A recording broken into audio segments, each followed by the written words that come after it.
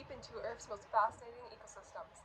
My name is Mia. And my name is Justin. Today we're exploring one of the planet's rarest and most magical places, the Pacific Temperate Rainforest. So this biome stretches along the Pacific coast of North America from Northern California through Oregon, Washington, British Columbia, and all the way up to Alaska.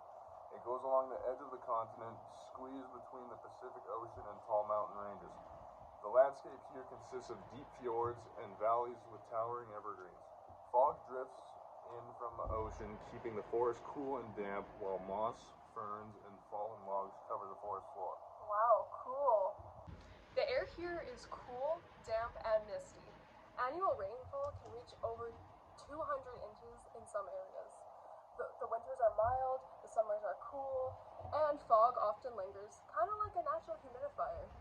The abiotic factors, high rainfall, nutrient-rich soils, and steady temperatures create perfect conditions for massive trees and vast biodiversity. Productivity here is high because plants can grow all year long in the mild, wet climate. With plenty of rain, moderate temperatures, and rich soil, trees, ferns, and mosses can keep making energy through photosynthesis without slowing down for a harsh winter or dry season. So, tell us about the keystone plants and animals.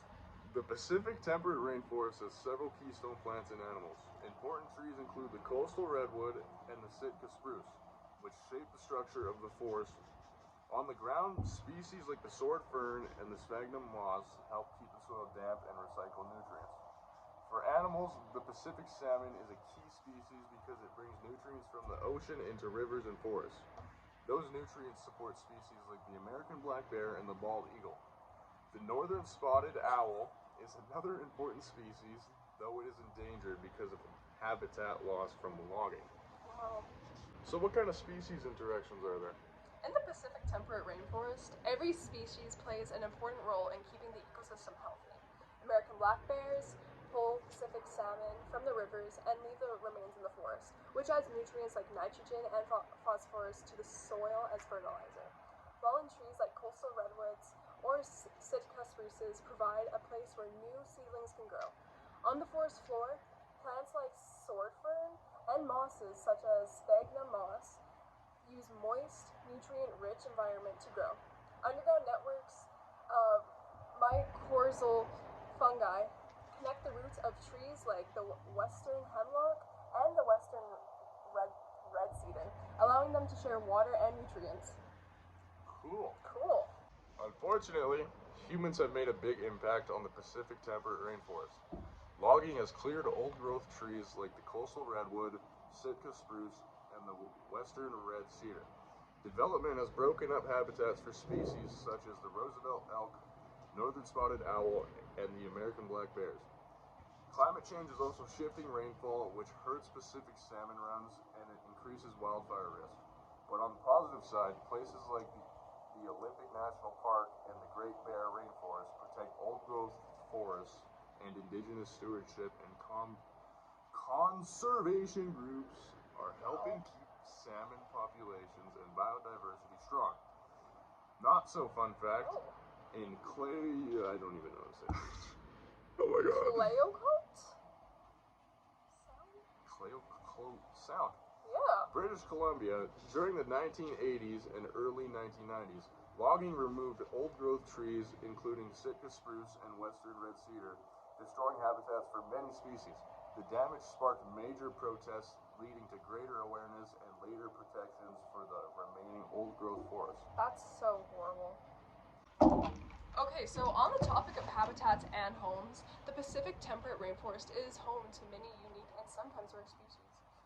On the forest floor, the banana slug is common and helps decompose plant material. Other interesting animals include the spirit bear, a rare white-furred form of the American black bear, and the northern spotted owl, which is endangered and depends on old-growth forests for nesting and hunting. Unique birds in this biome include the pileated woodpecker and the varied thrush, and the gray jay, kind of like blue jay, but just gray, all of which rely on the forest for food and shelter. Key plants like sword fern licorice fern, that's new, and sphagnum moss cover the forest floor, retain moisture, and provide habitats for smaller animals. So what's so special about this biome? Like, why does it matter? The Pacific temperate rainforest is extremely important for the planet. Its large old-growth trees store massive amounts of carbon, helping reduce greenhouse gases in the atmosphere.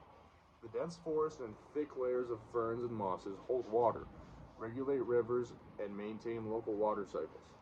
The biome also supports key species like salmon, which feed predators and bring nutrients into the forest, and provides habitat for rare and endangered animals.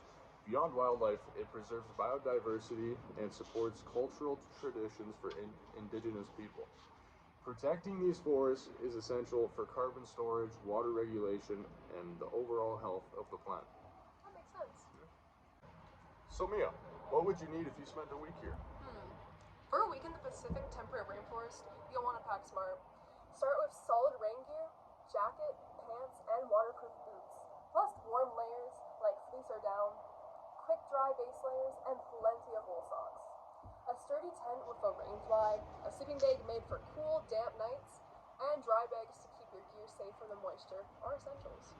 For your meals, bring a portable stove of fuel, lightweight cookware, a bear-proof food container, simple high-calorie foods, and a way to purify water. You will also need a map and compass because relying on a GPS isn't very smart with no service around in a rainforest.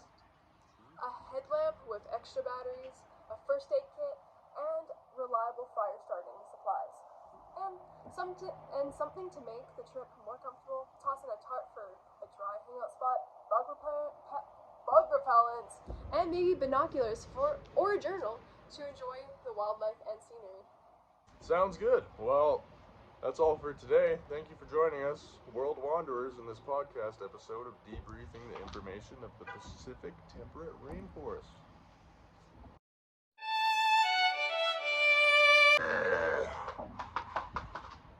Wait. And the bald eagle. The northern spotted... Bald eagle. The northern spotted... What is Roosevelt elk, northern spotted...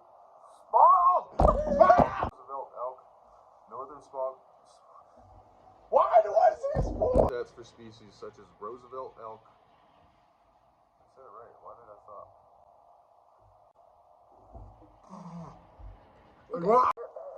Which is a rare bear, it's a rare white